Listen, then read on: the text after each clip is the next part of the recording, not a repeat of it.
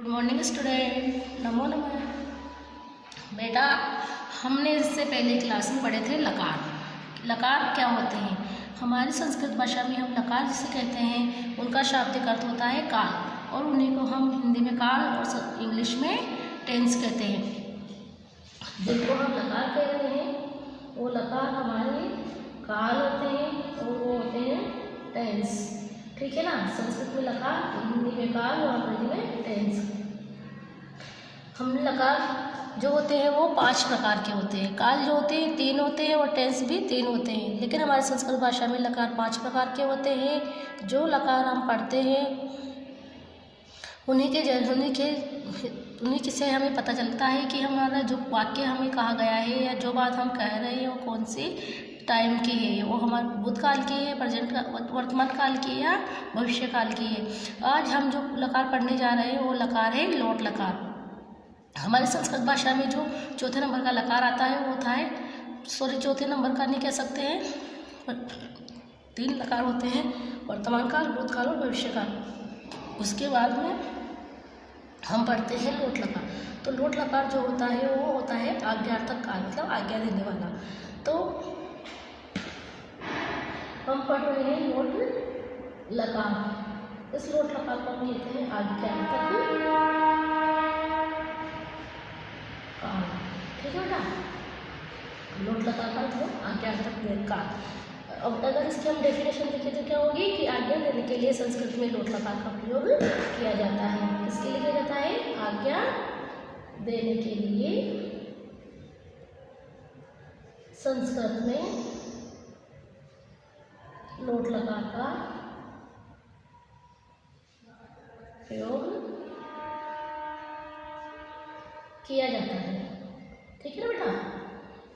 अब लोट लकार का प्रयोग हमने आज्ञा देने के लिए कैसे हुआ कि मैं आपसे कहूँ कि कक्षा के बाहर जाइए, तो मैं आपको आज्ञा दी कक्षा के बाहर जाने की, है ना। सॉरी, मैं आपसे कहती हूँ कि उधर से पुस्तक लाओ, तो मैंने आपको आज्ञा दी पुस्तक लाने की। इस तरह से जो आज्ञावाचक शब्द सेंटेंस होते हैं जिनमें किसी तरह की आज्ञा को दर्शाया जाता है, कोई हमें ऑर्डर कर रहा है, तो वहाँ पर हम लट लकार का प्रयोग करते हैं। लट लकार में भी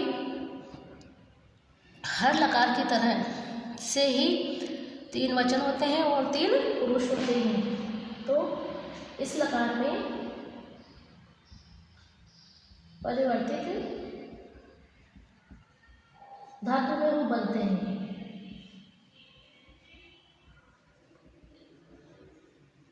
देखो, परिवर्तित धातु में रूप बनते हैं। जो 5 लकार हम पढ़ेंगे उन 5 लकारों में से 4 लकारों में परिवर्तित धातु में रूप बनेंगे और 1 लकार जो होगा हमारा भविष्यकाल उसमें मूल धातु में रूप बनेंगे।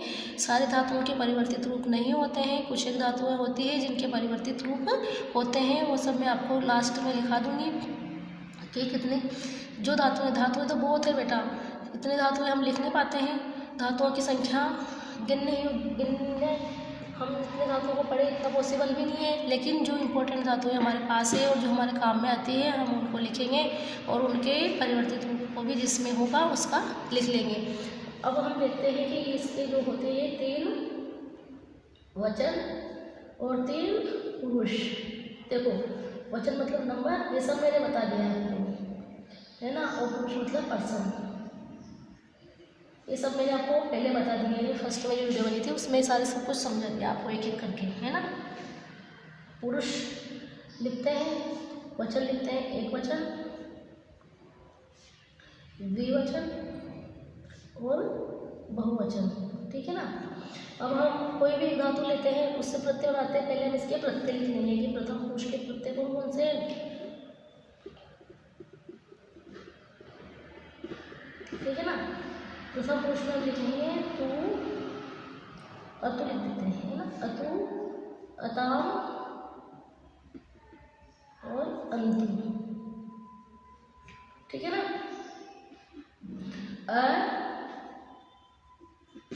अतम, अत, आनी, आव, आम। ठीक है बेटा, ये हमारे प्रत्यय हो गए। अगर हम इसके साथ कोई धातु जोड़ते हैं, जैसे हमने लिख दिया तो क्या बनेगा, लिखतु। यहाँ लिख जोड़ा तो क्या बनेगा, लिखता, और लिख जोड़ा सबके साथ जोड़ना। पहले हम लिख, हलंत है लिख में, देखना इसको ध्यान रखना कि लिख में हलंत है, इस हलंत को नहीं भूलना है, वरना क्या जोड़ोगे फिर आप, ठीक है ना। ये हलंत है लिख में, इसलिए अधिकतर धातु में हलंत होता है ना। तो इस हलंत को हम अवेल लिखेंगे ना, सॉरी ये हलंत जो है इस हलंत को हटाने के लिए हम ऐसे जोड़ देंगे, है ना। तो इसे लिखंतु,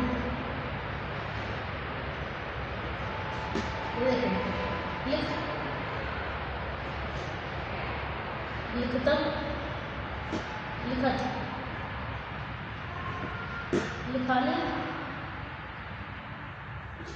लिखाओ और लिखाओ,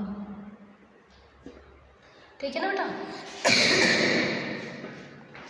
हम एक एक चीज को पढ़ रहे हैं, उसको समझने की कोशिश कर रहे हैं, एक एक लकार को पढ़ रहे हैं, एक एक लकार की डेफिनेशन पढ़ रहे हैं, एक एक लकार के प्रत्यय पढ़ रहे हैं, लिख रहे हैं, समझ रहे हैं, इसलिए कि आपके सामने अगर कोई सेंटेंस आए तो आपको याद रहे कि हम जो कर्ता हमारा जो है उसके साथ कैसी क्रिया लगा रहे हैं। मैंने आपको कर्ता के साथ क्रिया लगाना पहले वाले वीडियो में समझा दिया है। जब हमने इंडिविजुअली पढ़ा था हमने कर्ता, तो वहाँ पर बताया था मैंने कर्ता और क्रिया को एक साथ, कि अगर प्रथम पुरुष का कर्ता है तो क्रिया भी प्रथम पुरुष की ही लगेगी। प्रथम पुरुष के कर्ता में कौन कौन से आते हैं, स तौते, सा तेता, तत्ते तानी, मतलब तीनों लिंगों के, वह दोनों, वह सब, और उसके बाद किसी का भी नाम, किसी का भी नाम हो, वह सब आएंगे प्रथम पुरुष में। उत्तम मध्यम पुरुष में आएंगे तुम दोनों, तुम सब, तुम, युवाम, यम। उत्तम पुरुष में आएंगे अहम, आवाम, वयम में हम दोनों, और हम सब, सर्वनाम शब्द आएंगे, ठीक है ना।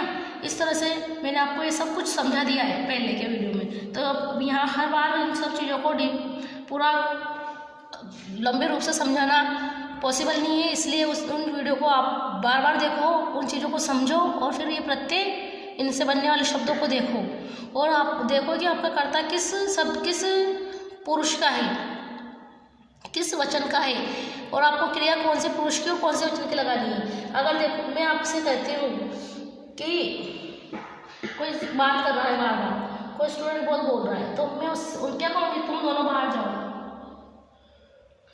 तुम दोनों कक्षा से बाहर जाओ, बाहर जाओ, ठीक है ना। और मैंने आपको यहाँ जाओ मतलब वो आपको मैंने एक ऑर्डर दिया है कि जाइए आप क्लास से बाहर, है ना। तो फिर यहाँ पर कैसे लगाएंगे, तुम दोनों के लिए कौन सा कर्ता लगाएंगे, तो हम मध्यम पुरुष देखेंगे कि तुम दोनों, तुम सब, तुम क्या लिखेंगे, युवा कक्षाया। अब देखो यहाँ पर हमें थोड़ा सा विभक्तियों का भी ध्यान रखना है कि कक्षा से बाहर जाओ मतलब कक्षा से अलग हो रहे हो तो पंचमी विभक्ति का प्रयोग करेंगे, तो कक्षाया। बाहर के लिए बही माँ गच्छ, बही माँ गच्छतम, है ना। बाहर जाओ, तुम दोनों कक्षा से, तुम दोनों कक्षा से, युवा कक्षाया बही गच्छतम, कि तुम दोनों कक्षा से बाहर जाओ, ठीक है ना। मैं किसी से कहती हूँ कि तुम बुक लेकर आओ, तो तुम किताब लाओ, तो ये भी एक ऑर्डर हुआ। तो तुम के लिए तुम पुस्तकम,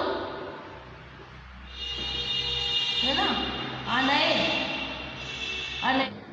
ठीक है ना। लेकिन लिखे एक ही सिर्फ इसका प्रत्यय, तो आ नय, नी धातु में, नी धातु से बनता है नय, ने का मतलब होता है लाना, है ना। तो तुम पुस्तक लाओ, तो तुम पुस्तक आनय, कि तुम पुस्तक लेकर आओ। इस प्रकार से हम देखते हैं कि किस तरह से हम अपने लकारों को अगर पढ़ लेते हैं तो हम सेंटेंस किस प्रकार से बनाएं।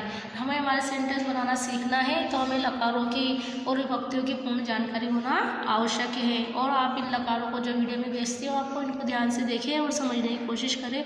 ठीक है बेटा, बाय।